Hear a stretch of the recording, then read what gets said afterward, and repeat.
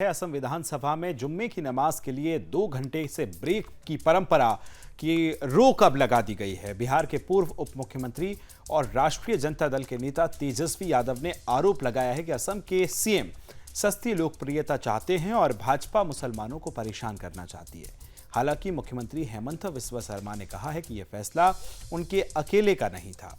हिंदू और मुस्लिम विधायकों ने एक साथ बैठकर सर्वसम्मति से यह फैसला लिया था कि इस अवधि के दौरान भी काम करेंगे। सीएम शर्मा ने कहा है कि हमारी विधानसभा के हिंदू और मुस्लिम समाज के जो नियम हैं वो समिति में बैठे और सर्वसम्मति से यह फैसला लिया कि 2 घंटे का ब्रेक सही नहीं है। हमें इस अवधि के दौरान भी काम करना चाहिए। ये प्रथा 1937 में शुरू हुई थी और कल से बंद कर दी गई। इसी पर तंज कसते हुए तेजस्वी ने लिखा कि असम के मुख्यमंत्री सस्ती लोकप्रियता पाने और यूपी के सीएम योगी का चाइनीज वर्जन बनने के प्रयास में जानबूझकर मुसलमानों को परेशान करते हैं। क्या कुछ उन्होंने कहा है वो भी सुनवाते हैं आपको।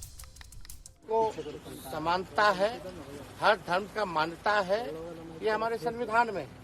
लेकिन असम के जो मुख्यमंत्री है वो सस्ती लोकप्रियता के लिए इस तरह से करते हैं। ये है कौन?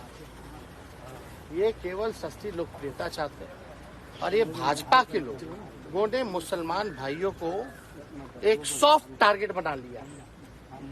कभी वक्फ बोर्ड का आ जाता है बिल, कभी सीए एनआरसी का आ जाता है बिल। किसी न किसी प्रकार से ये माइनॉरिटी के लोगों को, अल्पसंख्यक को ये भाजपा के लोग तंग करना चाहते हैं, समाज में नफरत घृणा पैदा कराना चाहते हैं। जिन लोगों को पता होना चाहिए कि देश के आजादी में सभी लोगों का कुर्बानी रहा है, मुसलमान भाइयों का भी रहा है, इसको दरकिनार नहीं किया जा सकता। और इस देश में संविधान के अनुसार सभी को जो है इजाजत है, हर धर्म को समानता है, हर धर्म का मान्यता है, ये हमारे संविधान में। लेकिन ये भाजपा के लोग, आपको पता है, ये विधानसभा में वो भाजपा का एमएलए या मंत्री बंदर की तरह कूद रहा था। अब बोल रहा था कि वोटिंग का अधिकार छीन लेंगे मुसलमानों का। हम एक बार खड़ा हुए, ठंडा दिए उसको, उसके बाद से खड़ा हुआ है क्या कोई? तो भाजपा के लोग इसी तरीके का काम करते रहते हैं। और आश्चर्य की बात है, मुख्यमंत्री क्यों चुप है इस मामले में? कोई माई का लाल नहीं है हम लोगों के रहते हुए मुसलमान भाइयों का अधिकार छीन सके। तेजस्वी जी ने जो कहा ना, वो हम आप डेली बात करते हैं। जब हम किसी चीज को कहते हैं ना कि ये चाइनीज माल की तरह है, यानी कि टिकाऊ नहीं है। आप देखिए, मैं सैकड़ों उदाहरण बीजेपी के लोगों का, ये फलाना चीज चाइनीज उपयोग मत करो, ये टिकाऊ नहीं होता है। उस संदर्भ में उन्होंने एक बात कही, और संदर्भ क्या था? संदर्भ था डॉग विसिल पॉलिटिक्स, ध्रुवीकरण की राजनीति। और जहां तक रही बात शब्दों की गरिमा की, तो मैं तो कहूंगा भैंस मंगलसूत्र मुजरा को कहां रखते हैं? जिनको भी थोड़ा कष्ट हुआ ना तेजस्वी जी की इस बात से, जरा भैंस मंगलसूत्र मुजरा, टोटी काटेगा, बिजली काटेगा, ये कौन महापुरुष बोल रहे थे? मैं नहीं बोल रहा था, तेजस्वी जी नहीं बोल रहे थे, ये देश के माननीय प्रधानमंत्री जी की जुबान है।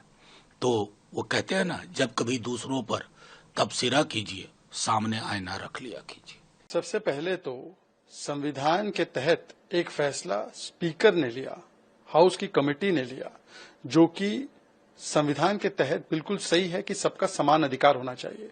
परंतु उसका विरोध करते करते तेजस्वी यादव कहते हैं कि असम के मुख्यमंत्री हेमंत बिस्वा शर्मा चाइनीज है, चाइनीज वर्जन है।